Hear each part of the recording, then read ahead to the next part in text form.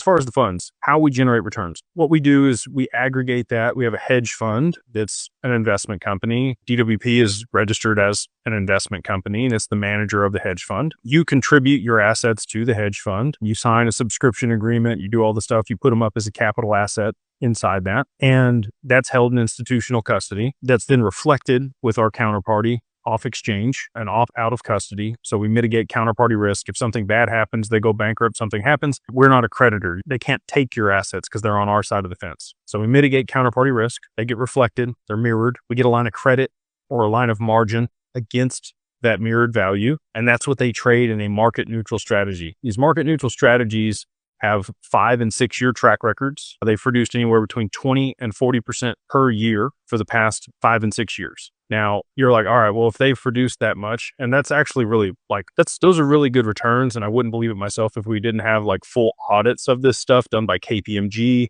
and Deloitte, like the top 4 audit firms. Okay. The tear sheets are awesome on these funds that we have. We get an 80% line of margin against the reflected XRP. And then we only ever trade 40 to 60% of that line of margin. And the reason we do that is to mitigate volatility risk. When we had the crash on 1010, no XRP got called away and nothing bad happened. It worked perfect. And if you could ever have a test of the way that we've structured this to make sure that there wasn't going to be a problem, that was it. So we lost no XRP because that's our number 1 rule. Our number 1 rule is don't lose XRP.